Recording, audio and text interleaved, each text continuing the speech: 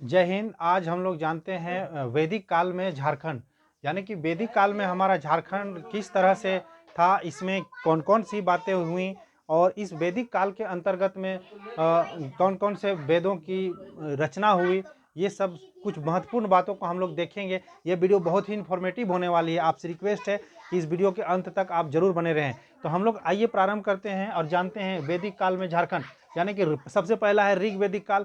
वेद 4 प्रकार के हुए, यानी ऋग्वेद, सामवेद, यजुर्वेद और अथर्ववेद। लेकिन जिसमें अथर्ववेद को जो है कि इस श्रेणी से बाहर रखा गया है। बहुत से लोगों का मानना है कि इसमें जादू टोना और अविश्वास की चीज़ें है ना, और इस तरह से काल्पनिक चीज़ें का भी इस पर जिक्र चर्चा किया गया है। अंधविश्वास को बढ़ावा दिया गया है, इसके लिए इसको जो है कि 4 वेदों के श्रेणी से बाहर रखा गया, लेकिन फाइनली ये 4 हैं। तो आइए हम लोग सबसे पहले जानते हैं ऋग्वेद के बारे में। यानी ऋग्वेद 1500 ईसा पूर्व से लेकर के 1000 ईसा पूर्व का समय काल था।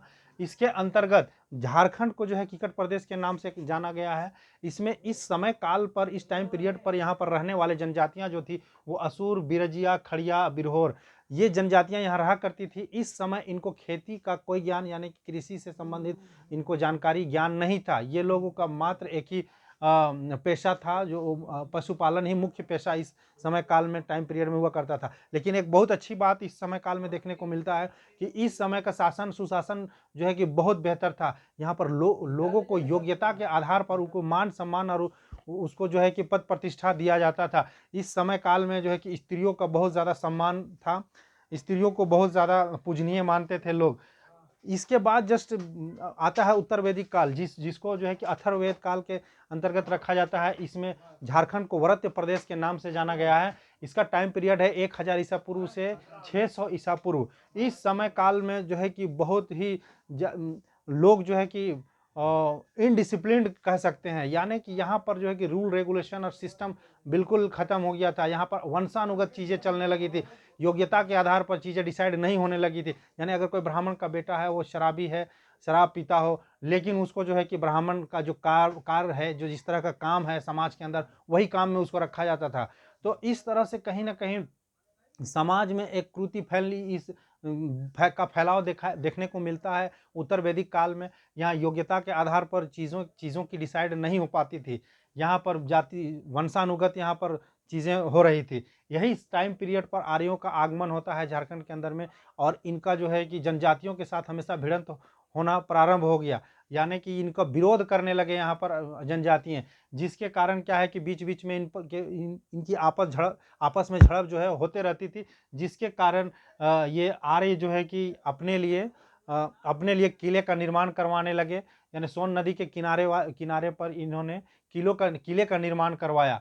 ये जो है कि लिंग पूजक थे, और ये जो किले का जो निर्माण करवाया, ये हरिश्चंद्र ने किले का निर्माण करवाया और अपने बेटे यानी कि रोहिताश्व के नाम पर ही रोहतासगढ़ के किले का नामकरण किया गया, और इसी के नाम पर इसको रखा गया है ना। वैदिक साहित्य में संथाल परगना को सूर्यदेव के नाम से भी जाना गया है ना। आइए अब हम लोग समझते हैं कि महाभारत, ना इनको शिष्णोदेवा भी इनका उपाधि था, है ना। महाभारत काल में हम लोग समझते हैं कि झारखंड को, यानी दिग्विजय पर्व ग्रंथ में झारखंड को किस नाम से जाना गया, तो पुंडरीक नाम से भी जाना गया, पशु भूमि, कर्क खंड और अर्क खंड के नाम से भी झारखंड को जाना गया।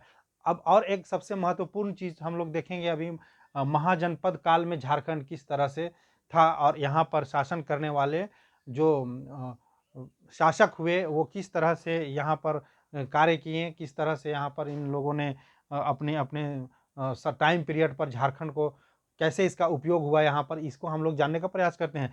तो महाजनपद काल में लगभग, अब हम सबको पता है कि 16 महाजनपद थे। तो हमारा झारखंड जो है कि किन किन महाजनपदों में कौन कौन सा हिस्सा हमारा जो है कि वो महाजनपद के अंतर्गत आता था। तो आइए हम लोग देखते हैं। संथाल परगना वाला जो क्षेत्र है, इलाका है, वो अंग महाजनपद के अंतर्गत आता था, और छोटा नागपुर वाला इलाका जो है वो मगध साम्राज्य के अंतर्गत आता था। इस समय काल में अजात शत्रु जो है कि अंग को पराजित करने के बाद संपूर्ण छोटा नागपुर को मगध के अंतर्गत यानी उसके अधीन कर लेता है, और बौद्ध धर्म का प्रचार प्रसार करता है, क्योंकि वो जो है कि बौद्ध धर्म से पूरी तरह से प्रेरित था। इसके वजह से वो बौद्ध धर्म का इस इलाके में पूरा प्रचार प्रसार करता है। झारखंड का जो मगध साम्राज्य के का जो दक्षिणी वाला हिस्सा था झारखंड के अंदर में, वो सम्राट जरासंध के अधीन था, यानी सम्राट जरासंध का इस पर अधिकार था, ये रूल कर रहा था इस समय यहाँ पर, है ना। जरासंध जो है वो शिव का उपासक था। इसके उत्तराधिकारियों ने लगभग 1000 वर्षों तक इस इलाके पर जो है कि शासन किया। जरासंध जो है कि अपनी शत्रुओं को झारखंड के जंगलों में ला करके छोड़ देता था, यानी कि इस समय झारखंड जो है ना, झारखंड बहुत बुरी तरह यहाँ के जंगल बुरी भयावह स्थिति में हुआ करते थे, जंगली जानवरों का प्रकोप होता था। इसीलिए इस समय जरासंध जो है कि अपने शत्रुओं को जंगल, जो झारखंड का जो जंगल वाला इलाका है वहाँ पर ला करके छोड़ देता था, और उनसे अपने जो प्रतिशोध होती थी उसके लिए वो वहाँ पर उसको छोड़ दिया करता था। इस समय झारखंड का नाम जो है कि किकट प्रदेश नाम था, है ना। और यहाँ जब मगध साम्राज्य के अंतर्गत जब नंद वंश का जो शासक हुआ करते थे, वो यहाँ के जनजातियों को अपने सेना में बहाल करते थे, अपने सेना में भर्ती करते थे, और यहाँ के हाथियों को अपने सैनिकों के लिए इसको उपयोग में लाते थे, और यहाँ के धातुओं से बनने वाले औजार और उपकरणों का अपने सैनिकों के लिए भरपूर प्रयोग में लाते थे, इस्तेमाल में लाते थे। तो मैंने कोशिश की कि वैदिक काल में जो झारखंड का जो रूपरेखा था, जो झारखंड से संबंधित महत्वपूर्ण बातें थी, वो मैंने आपके बीच में लाने का प्रयास किया है।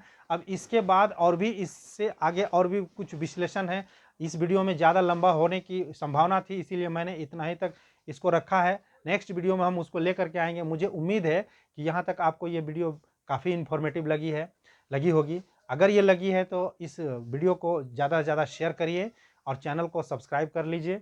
मिलते हैं नेक्स्ट वीडियो में एक इसी तरह के इन्फॉर्मेशन के साथ। तब तक के लिए धन्यवाद।